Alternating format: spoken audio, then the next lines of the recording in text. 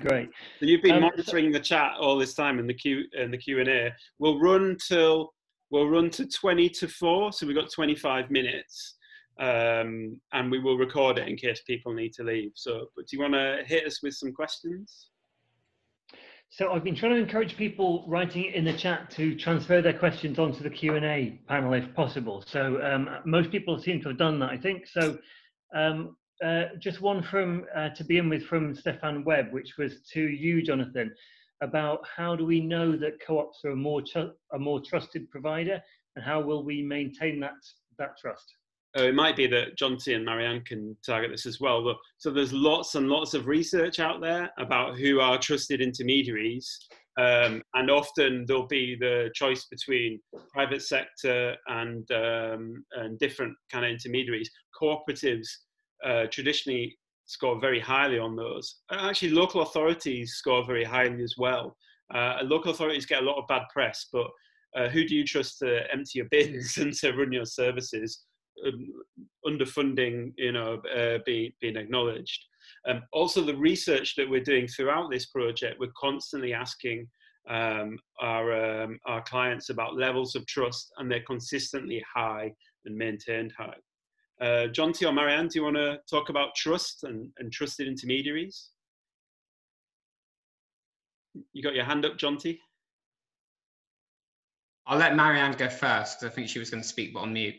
Yeah, sorry. It was just a really quick point that a lot of community energy organisations, they have a kind of vested interest, but it's very transparent and open in that what they're trying to do is tackle climate change or tackle environmental issues.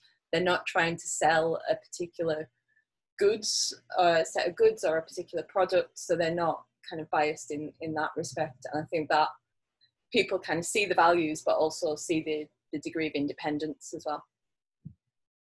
Yeah, I just add that I think there's plenty of evidence out there to suggest that people are beginning to see the sort of failures of constantly outsourcing and privatizing certain things that they might consider sort of public goods. I think we all have experienced that frustration with the buses in Manchester or bin collections in certain localities. But the answer to that, of course, is not that therefore the council should do everything and everyone loves their council. And I think that the value of this is that the message that goes across to people is true, is that this is community-led and community-developed, and you know and trust the people who are doing it, and also together you're building up collective community resources together, and the council was there in the background to help, support, maybe provide some resource, but it's not there to sort of dominate and take over the messaging on this. Great. That's great. Thanks, everyone. So Nick Banks asks if there's a role for DIY within the People Powered Retrofit model. So I suppose, Jonathan, I don't know if you want to say anything, but I'll just pitch in and say that obviously there are always going to be people who want to learn a little bit and then do their own work. And this doesn't stop them from doing that. And some of the infrastructure that's built around this in supply chains and in training. So we run, for example, an eco-renovation for builders course, which is kind of aimed at small scale builders learning to do floor insulation and air tightness, that kind of thing. Interested householders have also been on that course, and they're welcome to take that and take those skills and do it. So yeah, it's not who the service is aimed at, because it's this whole idea of kind of helping smooth the path, but and providing it as a service. But those who want to do DIY still can. I think it's yeah, definitely. And we're building the People Powered Retrofit website as a bit of a repository of information, fact sheets, videos, and that's all free to air. Just take it and use it. One interesting example with a householder who's fully engaged in the process. They've had an M&E engineer spec their retrofit for a heat pump. They will be working with a contractor and a retrofit coordinator on some external wall insulation, but they want to do the air tightness work as part of that package themselves. So you've got all levels there. You might have him doing the DIY aspect. You might have a small scale contractor on the EWI and a specialist one on the heat pump. So there's ways for it all to mix together. And Matt, not like highlighting you, but you ran the hemp and lime plastering workshop training session this year, and there was a day for contractors and a day for householders. So it nicely illustrates Marianne's thing about being able to mix the infrastructure and work with different people. Matt, your video might be slowing a bit, so maybe you want to turn your video off for the next. Oh. Yeah, you're frozen. That's a very polite way of saying something to me, Jonathan. So we have a few more questions. We have one from Alistair Munford, who asks, how do we assess the tools and the templates that you have, and what are the fees? How do we assess the tools and the templates? Yeah, I guess it's a question about replication. So how do the other community energy groups who are on this call, how are they able to assess the sort of tools that we have and that we're offering? Yeah. I mean, in terms of if the wider questions about how are they of good quality, we're building this into the PAS 2035 framework. So that's one way. In terms of how people are able to utilize this and replicate in their area, some of these tools are ready for replication now. My Home Energy Planner is something we've been using quite a lot, and we're happy to kind of show people the aspects of it and how it works. And also the training is very well nailed down. In terms of the whole service, we're building a manual, and the manual is all the information from kind of the different stages of the process down to even like the template emails to send householders at what stage. And that's stuff we're codifying like over the summer and building on that manual, and we'll be replicating like into the autumn, into next year as well. So if people are interested in piloting different aspects of this, they should just get in touch with us, drop us an email, and we're going to look at kind of demand. We're already working with a few people at the moment as well around the UK, so we don't want to overburden and try and do too much too quickly. But we're definitely up for spreading the practice more and involving more people in the network. Okay, thanks. There's just been a quick clarification from Alistair saying it was access really rather than assess that he was asking about. But I think having a look at the Carbon Co-op website is a good place to start, Alistair. And there are lots of, in terms of all the software resources, they're all available on GitHub as well for those who've got some in-house technical support. So we've got a very simple one from Joanna, which is, how do you define the neighbourhood scale? Marianne, do you want to talk about that?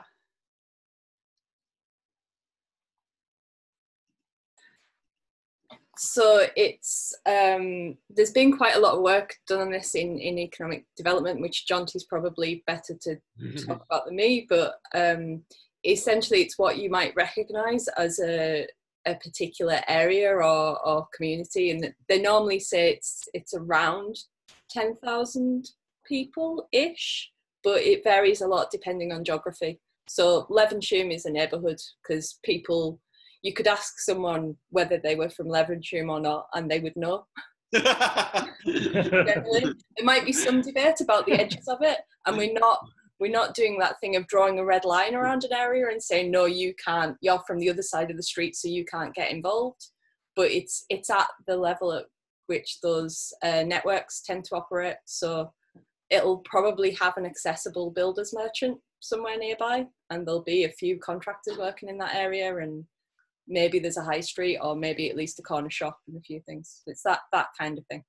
There's a bit of learning in there, actually, is that to start with, we were branding things as retrofit Levenshulme or Levenshulme Energize, and it tended to exclude some people, and people would say, oh, I live 10 minutes away from Levenshulme, will you do it in my area? I'm like, well, no, come to this.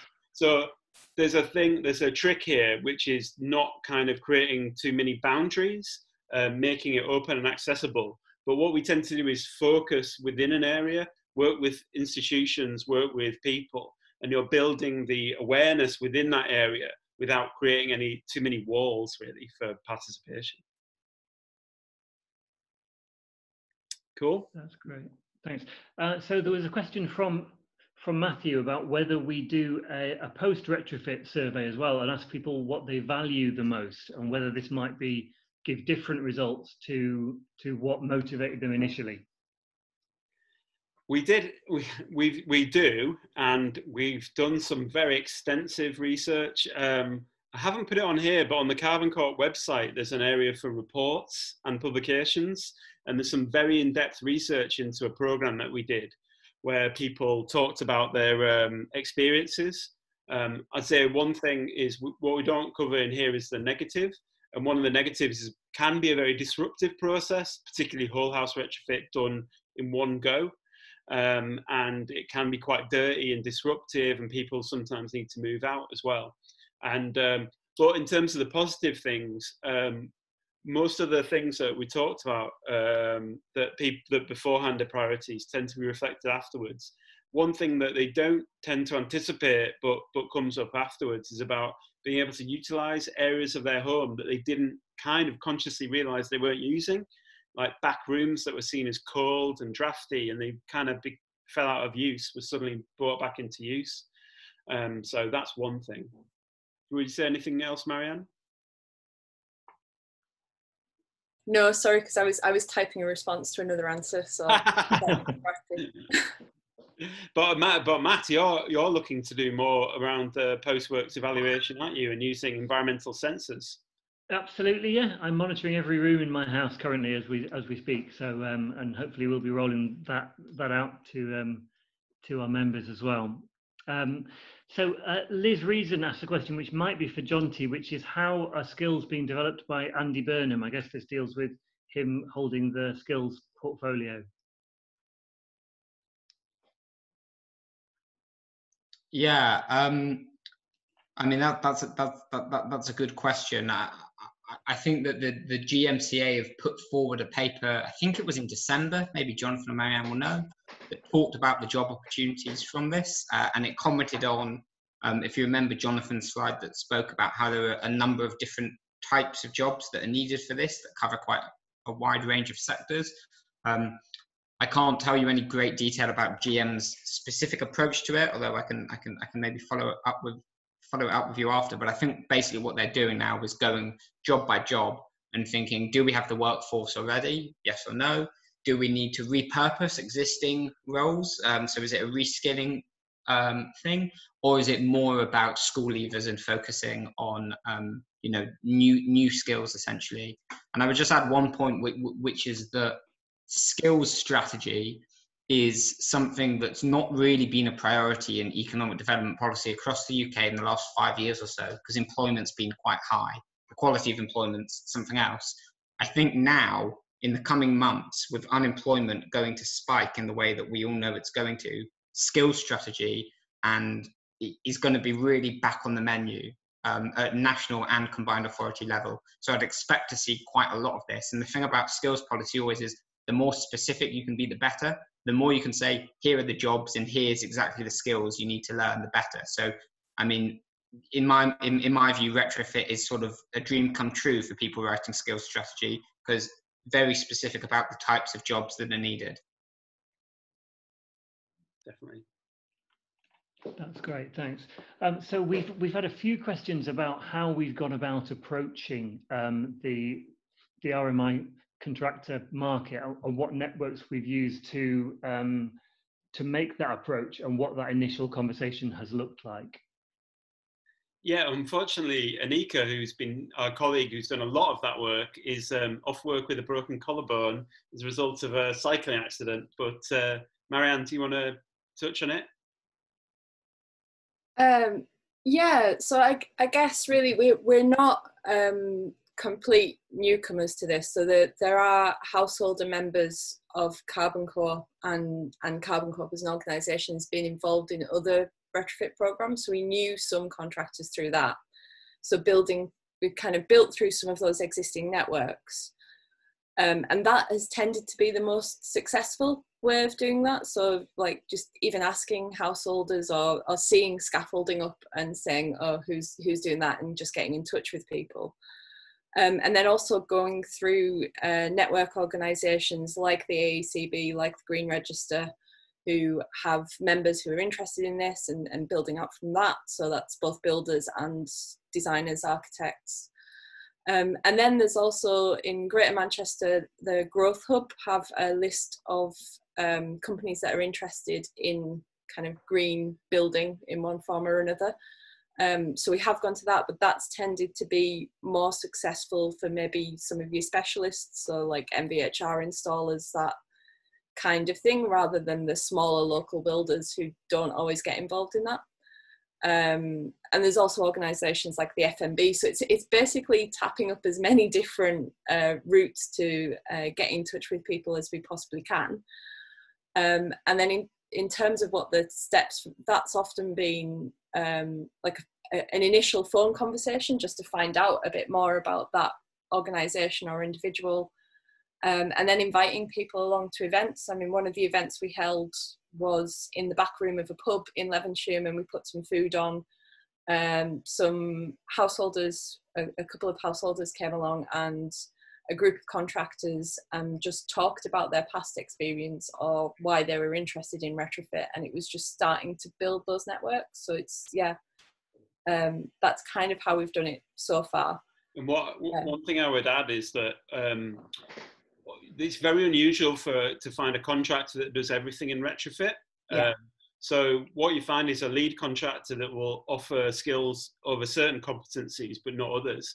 And they will have an electrician they work with, a plasterer they work with, potentially even architects, or architects have contractors they work with. So essentially it's networks. So we work with a contractor that's on board, and we say, right, are any of the people, the subcontractors you work with, are any of those interested in this agenda? Any of those want to attend one of the training sessions? So it's kind of networks and building things through there, and then effectively creating a community of practice where people are able to share expertise and ask questions. What we found is a lot of the existing people that work in retrofit are quite isolated, and they quite often face challenges on their own. And so being part of a network, we run a WhatsApp group, for example, is really, really powerful for them. And they feel supported and not so isolated, and they can build those subcontracting networks within our network. So we've got a few different questions on finance. I'm going to try and lump them together a little bit. So I hope that makes sense for people. Yeah. So so Justin is asking, we've clearly had quite a bit of funding to get this work started. What is our sort of break-even point? When do we see this paying for itself? And then, as a sort of similar follow-up question, Leah asks, what sort of grant funding is there out there to set up for setup costs for other community energy organisations who are thinking about doing something similar? So I'll take the second one first. So there are loan pots out there that can help you build like a basis for this relatively simply. Carbon Co-op, we started 2007. Our first projects were done voluntarily. We used no money at all. Our first kind of wave of small scale projects were done on £1,000, £2,000, small sums of money that were available from local authorities just to run small workshops and start developing ideas and a kind of track record. I always recommend to community groups Awards for All. It's lottery funding, it's readily available, it's very clear and transparent around their funding rules, and it's relatively easy to access. And it's up to £10,000, and it can pay for a variety of different activities, usually around awareness raising, information, knowledge sharing, expertise. And it's perfect to kickstart activity in your area. In terms of break even, that's a slightly more complicated question. And there's lots of sort of interdependencies going on there. What I kind of outlined was a fee paying process. So as people come into the service, they're paying a day rate essentially, and we charge it. With the funding, we're able to charge it relatively lower for people in our target area. And if they're outside our target area, we just charge them market prices. So we're charging them a few £100s a day, basically, and we're doing it stage by stage. So to begin with, the advice is free. The My Home Energy Planner starts at £500, up to £1,000 for more complex and larger properties. So in terms of the numbers that we need to be sustaining, it's about what is the overhead basically and what's the staff rates. And we think around 100 to 200 clients a year is our kind of break even. We're testing that at the moment, testing our assumptions, testing our fee proposals against how much time we actually spend. But what I would say is, and I kind of clarified that around the job roles, there are staff roles that you can employ. Retrofit coordinator is kind of the most kind of obvious, or an assessor, which coordinators can play that assessment role. And you can get off the ground with relatively low overheads and bringing in people on a freelance basis to cover the different skills areas. So our contention is this can be got off the ground relatively simply and relatively easily. A lot of the funding that we've received has been around the process, designing the tools and the infrastructure. And that's the stuff we want to make more available for other people. Right. Jonathan, could I just add something like that links to training as well? Because I'd say that the training part of it for contractors is probably the bit that isn't funded, kind of as we've discussed, but we're taught that I think that's where local skills strategies come in. And also where just to be really clear, we're not developing like all the training you would ever need in order to be a retrofit contractor, because there's already a lot of stuff out there. And the same with designers. So there's like really good organizations like the AECB, like Green Register, like the Retrofit Academy that have different existing qualifications that we're signposting people to if that seems appropriate for them. But there is definitely a gap for basically trades on site learning the hands-on skills, and that's the thing that we're developing and what we're hoping will be of interest maybe to some local authorities, maybe to organisations like the CITB as well. Matt, we're nearly out of time. We've probably got time for one last question, and then maybe we can undertake to answer the other ones and circulate the answers via email. Absolutely. Okay, so there were three questions around whether elements of this model could be applied to people living in fuel poverty rather than just the able to pay market. So, Jonathan, would you say in terms of the service, it's probably not, because this is a paid for consultancy service? Yeah. For people who are investing in their homes. Where it does support fuel poverty targeting is helping to build the supply chain and build skills and quality in the supply chain, because what is kind of terrifying is how some of the people who have suffered the most in the past from bad retrofit have been those who are the most vulnerable and in fuel poverty and can't afford to put it right. But Jonathan, I don't know if you want to say anything else about kind of other things that Carbon Corp are up to? Well, I'd say just on that, the one thing we are doing is running a project that runs alongside this, which is an area-based scheme, which is able to deliver a scaled-down version of the whole house retrofit within a certain target area of South Manchester, offering, we've got some funding, some grant funding for measures that we've got to distribute, which is fantastic, obviously, but a bit of a one-off. But as Marianne says, the processes, the design stage, the engagement as well, all works well in this context. And we're working with Manchester City Council there to offer some specialist type of community finance as well, which is quite exciting. Obviously, that's a bit on pause with the COVID stuff. But we are doing other stuff beyond this, particularly my colleague Anika as well, with a big focus on energy justice, looking at how government programs, local authority programs, and eco programs could be better client-led, client-focused, doing better quality works, delivering better quality works as well. And she's got a whole slew of recommendations there around procurement, which fits really well with the CLES side of things, and community wealth building as well. Okay. Before we go, John, because I've just clocked it. There are a couple of questions about past 2035, which is obviously not something to get into in detail in the last 2 minutes of a webinar. Basically, to explain our approach to it is that past 2035 has been designed to deal with past disasters and largely to deal with large-scale retrofit programs.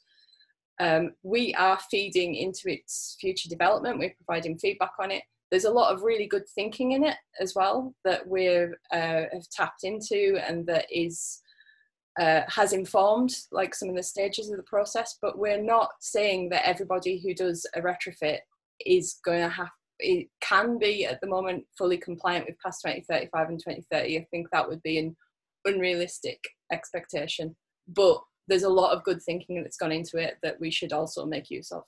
Yeah, there's a link. I brought up the slide with a link to past 2035. What I would say is that we're in discussions at the moment. We had a presentation for some of the people that designed and are reiterating past 2035 the week before last as well. So they're open to this as well. And their thing as well is like, it gives you a bit of a framework, and they want to develop hand in hand with us, really. Okay, I think we're going to have to say goodbye. Thanks, Matt, for fielding all those questions. And fielding them in the chat as well. I know everyone's been really busy. Obviously, we've been presenting. We haven't had time to look through them, but we'll do that now before we end. I just wanted to big thanks to Jonty. It was a fantastic presentation. Thanks to Marianne as well. And thanks to everyone who came on the call, on the webinar. As I said, we will go through all these chat comments and all the Q&A as well. We'll be downloading this video and uploading it to Vimeo in the next couple of hours and circulating it. And yeah, if you're interested, just drop us a line, let us know what you're up to and how we can work with you. And thanks very much. Yeah, thank you.